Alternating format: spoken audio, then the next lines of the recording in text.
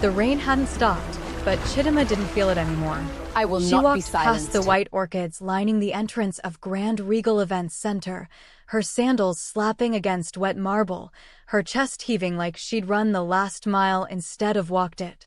Two security men reached for her arm, but she moved faster, slipping between them before they could close their fingers around her wrist. "Ma'am, you can't. Watch me." She pushed through the double doors, and the music inside cut through her like a blade. Soft strings. A choir humming "Here Comes the Bride." Hundreds of guests in white and gold, turning one by one as she entered, her hair plastered to her forehead, her blue Ankara blouse soaked through. At the altar, Osatsi froze mid-vow, his mouth still open around a word he'd never finish. Beside him, a woman in ivory lace clutched a bouquet of white roses, her veil trembling. "Chidima." Osatsi's voice cracked. What are you doing here?" She didn't answer him. Not yet.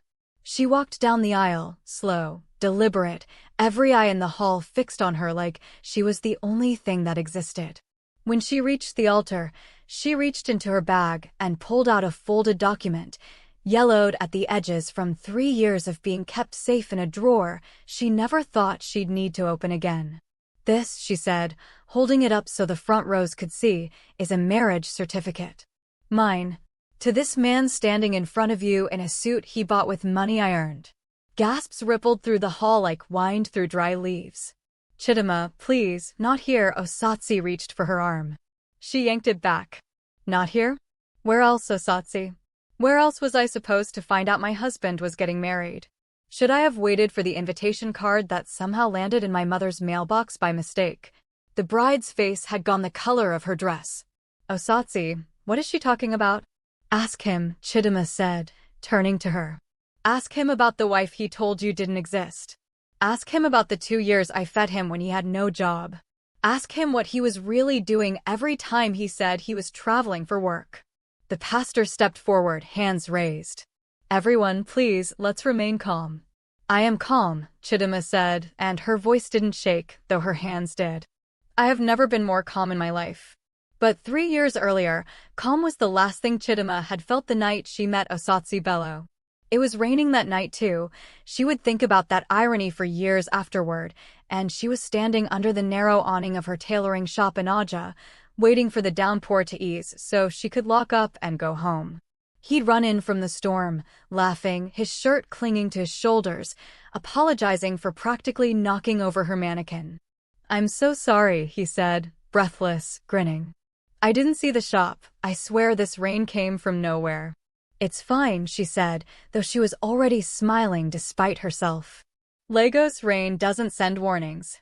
Neither does Lagos traffic," he said, "and yet here we both are, alive to complain about it."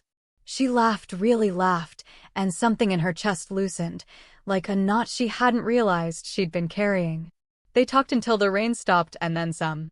He told her he worked in logistics, that he had big plans, that he wanted a wife who understood ambition because he was going places. She told him about her dream of owning a proper fashion house, not just a rented shop with a leaking roof.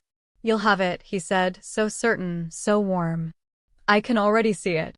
Chidima's house of elegance. I'll be your first investor." She should have asked more questions. Her mother certainly did.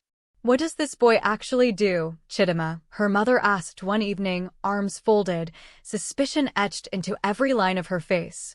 "Every time I ask, it's a different answer. Logistics. Then import-export. Then consulting. Which one is it?" "Mama, he's building something." "Not everyone's path looks the same." "I have seen many men building something. Most of them are building excuses." Chidima laughed it off then. She wouldn't laugh a year later, after the wedding, after the small ceremony at St. Augustine's with 50 guests and jollof rice that ran out before the reception ended, after Osatsi moved into her 2-bedroom flat because his housing arrangement fell through.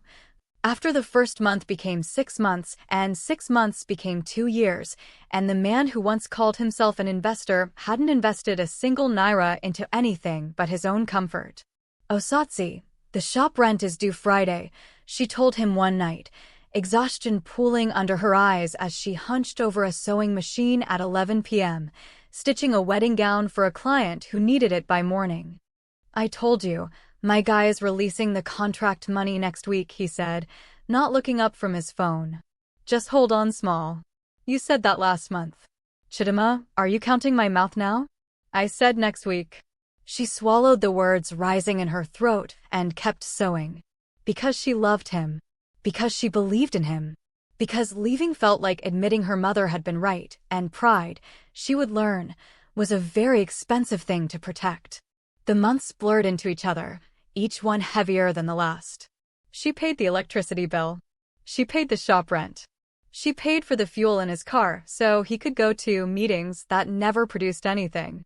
She stopped buying new fabric for herself and instead patched her old wrapper skirts, telling herself it was temporary, that better days were coming, that a wife stood by her husband through hardship because that's what love required. "I just need one more opportunity," he'd say, every single time, like a chorus she'd memorized against her will. "One more, Chidima." Then everything changes. Everything did change. Just not the way she expected. It started small. A new cologne she didn't recognize on his collar. Then his phone, which used to lie carelessly on the table, suddenly required a passcode. Weekend business trips that stretched into 3-4 days, with no calls, no messages, just silence and then a cheerful network walla excuse when he resurfaced. "Who is Evie?" she asked one night, her voice tight, after a message notification lit up his screen while he was in the shower. She hadn't meant to look. She hadn't meant for her stomach to drop like a stone through water when she saw the heart emoji at the end of the text. "A colleague," he said too quickly, toweling his hair, not meeting her eyes. "From one of the projects." "Colleagues don't send hearts, so Satsi. You're being dramatic." "Is this what married life has turned you into? Someone who goes through my phone." "I wasn't going through anything. It was right there." "Well, stop looking at things that aren't yours to look at." She remembered standing there, stunned, wondering how a man could turn her question into her crime. Her friend Lillian noticed the weight loss first. "Chidima, you're disappearing," she said over roasted corn and pear at the roadside stand they always visited on Sundays. "You used to glow. Now you look like something is eating you from inside." "I'm just tired, Lillian. The shop keeps me busy." "It's not the shop." Lillian's eyes were steady, unflinching. "It's that man. I've been telling you for 2 years. Something is not right with him. He's trying, Lillian. Things are hard for everyone right now." "Chidima." Lillian set down her corn. "How long will you keep saying he's trying while you're the one doing all the work?" A man who is truly trying doesn't let his wife carry the whole house on her back while he disappears every weekend. Chidima didn't respond. She couldn't.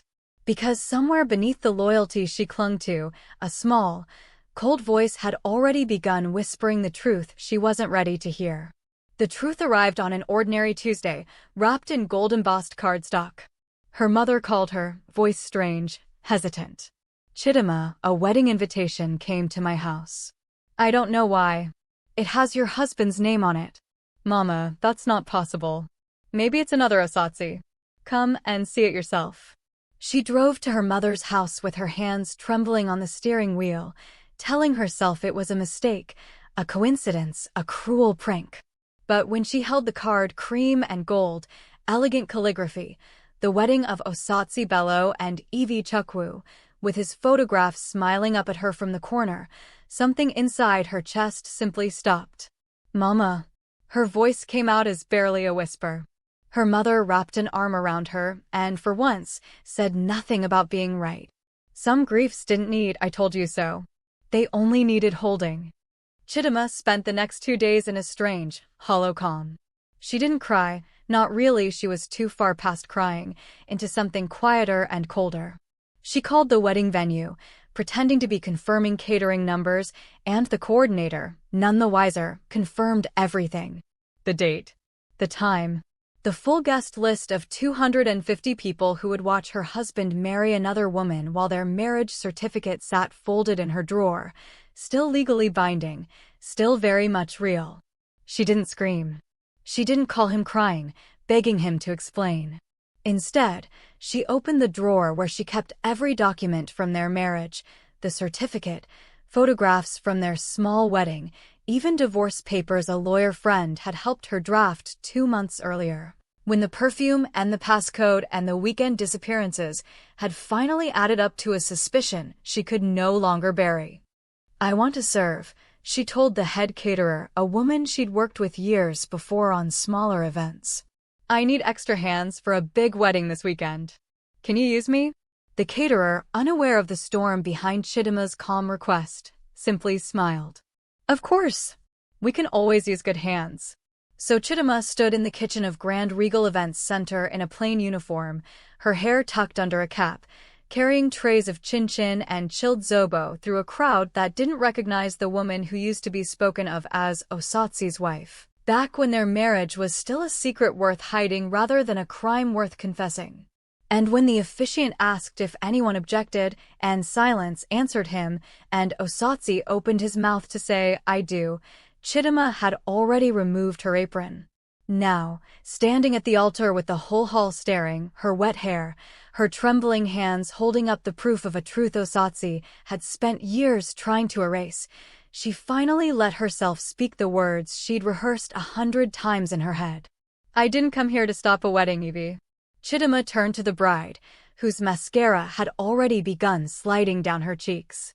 "I came so you'd know exactly who you're marrying." A man who let his wife feed him for 2 years while he planned a second wedding behind her back. "Chidima, please," Osatsu said, reaching for her hand, his voice breaking in front of everyone. "Let's talk about this outside. Not like this, not in front of." "Outside." She laughed, and it wasn't a happy sound. "You wanted an outside conversation? You should have had that conversation 3 years ago, Osatsu, before you married me. Or 2 years ago, when you started disappearing on weekends. Or 6 months ago, when you started buying cologne with money that used to go toward our rent." Evie had gone very still, staring at Osatsu like she was seeing a stranger. "You told me your ex-wife left the country. You said you were divorced." I was going to be," Osatsu stammered, sweat beading on his forehead. "Chidima, please, just let me explain." "There's nothing to explain." Chidima placed the divorce papers on the small table beside the altar, next to the unity candle that would never be lit for this ceremony. "I already signed my part. All that's left is your signature. Consider it a wedding gift. Since apparently you were already planning to marry twice." The hall had gone completely silent, save for someone's phone camera clicking discreetly in the back rows. Osatsu's mother stood up from the front pew, hand pressed to her mouth, shock and shame warring across her face. "I'm not here to beg you to love me," Chidima continued, her voice finally beginning to shake, not from fear, but from the sheer release of 3 years of silence finally breaking free. "I'm not here to fight for a man who was never fully mine to begin with. I came because I refused to let another woman walk into the same lie I walked into. Someone has to tell the truth today. It might as well be me." She turned to leave, and the crowd parted for her the way they hadn't parted for her arrival, as though her dignity had rearranged the very air in the room. Behind her, she heard Evie's voice rising, sharp and furious, demanding answers Osatsu clearly didn't have. She heard chairs scraping, gasps, the pastor attempting uselessly to restore order to a wedding that no longer existed. Chidima didn't look back. 6 months later, the small shop in Aja had a new sign above the door, Chidima's House of Elegance, exactly as Osatsu had once promised it would be, except now it was true, and it was hers alone. She had taken a loan, her own loan, earned through her own credit, not promised by a man who couldn't keep his word, and expanded into the space next door. Her tailors now numbered 5, and her gowns were beginning to appear in wedding blogs across Lagos, ironically enough. Lillian visited her one afternoon, watching Chidima measure fabric for a bridal order, humming softly to herself, a small, easy smile on her face that hadn't been there in years. "You look like yourself again," Lillian said. "I feel like myself again," Chidima replied. "Better, actually. Like I finally stopped shrinking to fit into someone else's story." She heard, through mutual friends, that Evie had left Osatsu within the month, that his family had distanced themselves in embarrassment, that his big plans had, unsurprisingly, never materialized into anything beyond borrowed suits and empty promises. She felt no satisfaction in his downfall. She simply felt free of it, the way you feel free stepping out of a heavy coat you didn't realize had been weighing you down until you finally removed it. Some betrayals, she had learned, were not designed to destroy a person. They were designed, cruelly and unintentionally, to reveal exactly how strong that person had been all along, strength she had spent years pouring into someone who never deserved it, strength she could now, finally, pour back into herself. And, for the first time in longer than she could remember, that felt like more than enough.